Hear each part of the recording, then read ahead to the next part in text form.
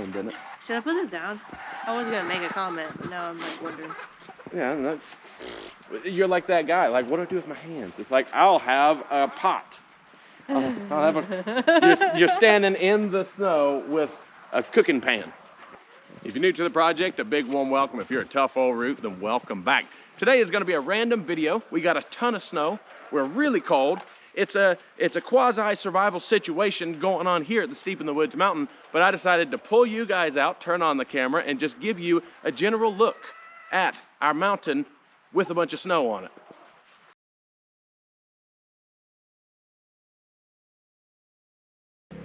I'm Josh, and this is our daughter, Ivy. I'm Celia, and this is our son, Hamish.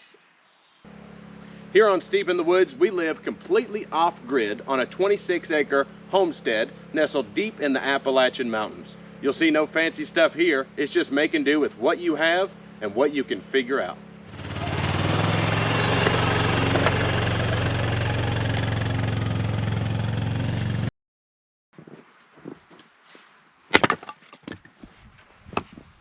Welcome to a full-on survival situation here on the mountain. Honestly, it's a little bit fun, but mostly dangerous and inconvenient. You'll have to ignore my hair. We're in the process of trying out a new style.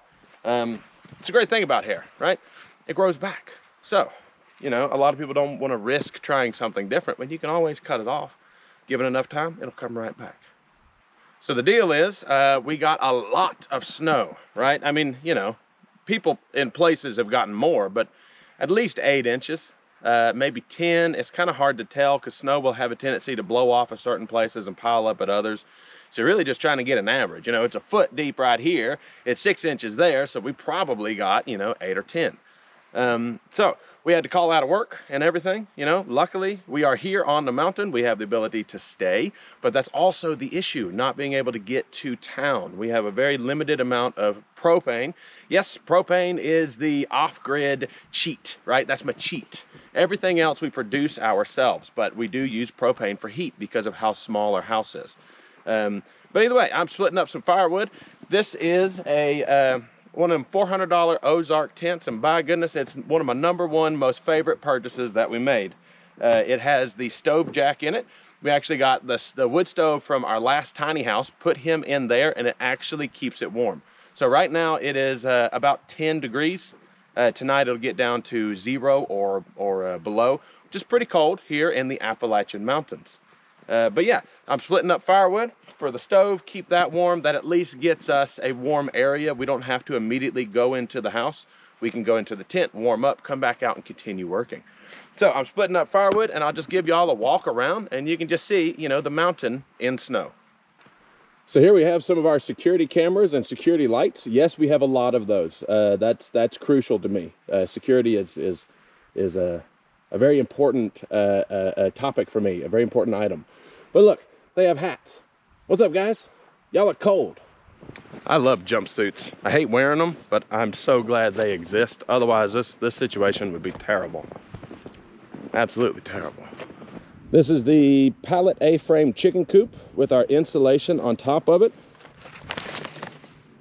So if you guys saw the video where we brought these back and stacked them up, they have not moved. That is one of the main reasons, you know, why I went through that much effort. I put a tarp on it, I strapped them down, etc. Same deal with the A-frame chicken coop here. Always keep your stuff off of the ground. Yes, we did protect these to where they are rot resistant using Appalachian red maple, but that still doesn't mean you should just let it lay in the mud. So either way, yet another project on hold, but yet protected. Obviously, this is our little review table. It has held up very well. Haven't had a use for it here recently, but it's still here, right? If we got a product to review, all you gotta do is sweep off the snow and you're ready to go. This is probably the most anticlimactic way of showing you guys this for the first time. This is our pond. Yeah, there is a pond. It's about 3 feet deep. I don't know exactly how big it is. It's at least a 12-foot circle here, 3 foot deep, but yeah, that is the pond.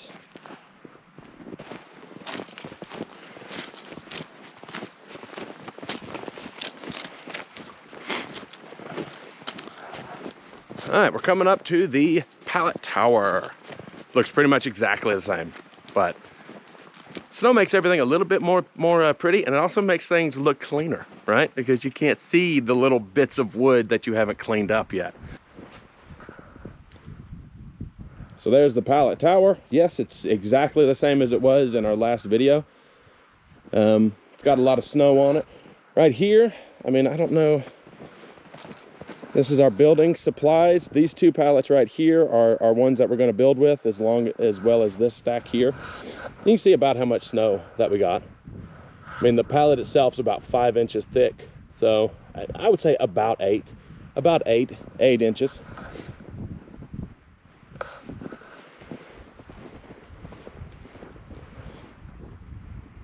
I'm very happy with how this is coming along, and it's actually tall enough to barely fit the term tower, right?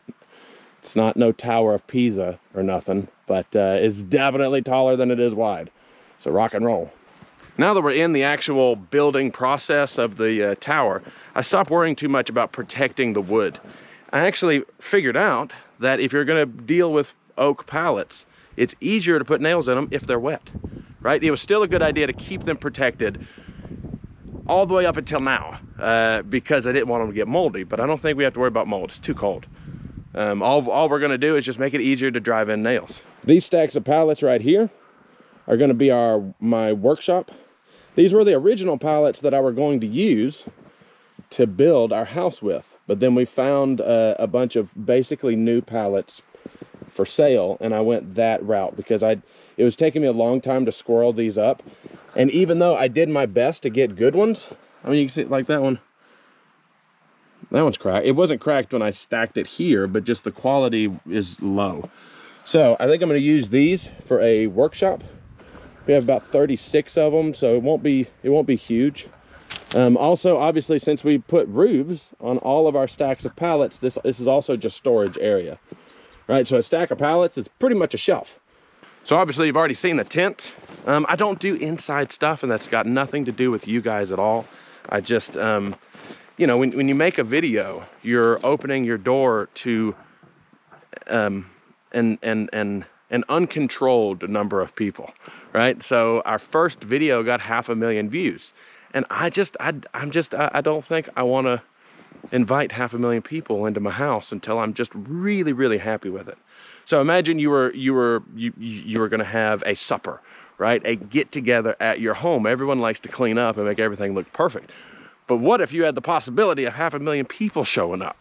So either way, it's just easier to skip it until we get that built, and then we can bring everyone along for not only the inside construction process, but the actual act of living in it. That's our road. I mean, it's steep. It's steep. I still don't drive cars on it. I want to get some gravel and do a little bit more maintenance to it, or just get some really sweet tires. That would make a difference. But our mailbox is about a half mile down there. So there is a mailbox, and that is the road with snow. Obviously, this is where I'm splitting up some firewood. You can see our Starlink. That guy definitely works. Starlink is the way to go, but it is incredibly expensive per month. Not only was the material, you know, the machine incredibly high, but the monthly bill is also high. But that's okay, because it allows me to connect with you guys. I couldn't make videos without that. Where are you going to go to find internet if you can't get it here?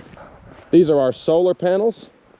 I've had some people who have seen them in person. Yes, I need to do a video on our solar setup. I've had somebody ask me, why are they like this?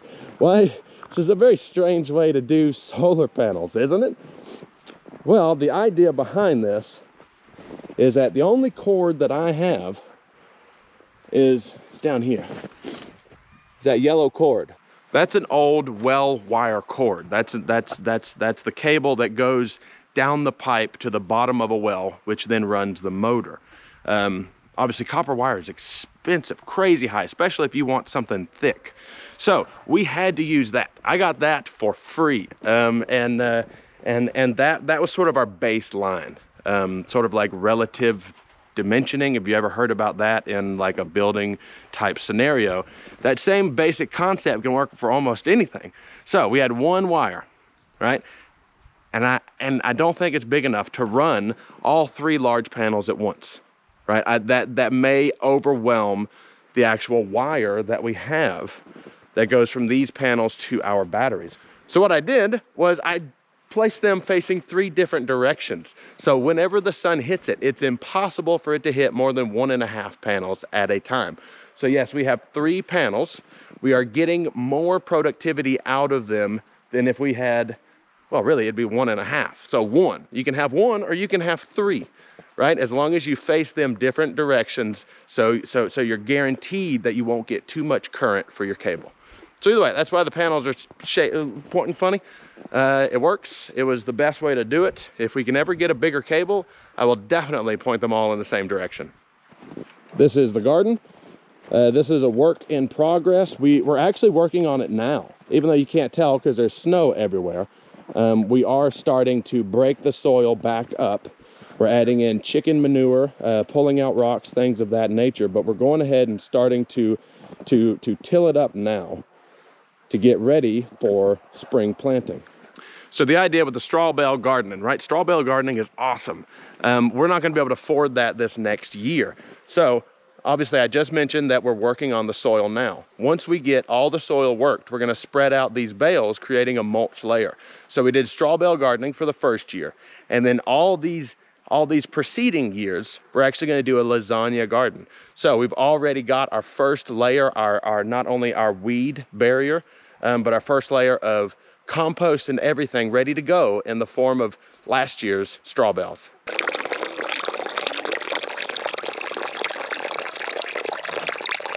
So that is our spring, right? So it is dramatically below freezing right now, but thankfully flowing water, moving water doesn't freeze, or it's at least really hard to, it's harder to make it freeze. So that is our spring. We still have spring water. Yes, in case, you were curious, the actual line, the main feed line going from the spring to our house is completely frozen. That there's no, and I'm not gonna be able to thaw it out. It's about 500 feet worth of line. I did not have enough time to bury it. I don't have enough money to try to insulate it with, Dollar Tree pool noodles or whatever. So our water's frozen, which makes sense. It's insanely cold, but we still have water from our spring. So springs are by far the best. You can do spring water, you can do rainwater collection. And with rainwater collection, it's a totally viable option, but you do have to have a way to heat that.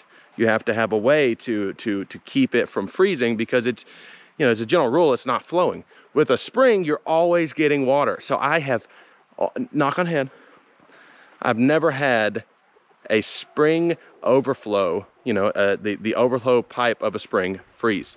So we have pure, clean drinking water right now, even though everything else is frozen.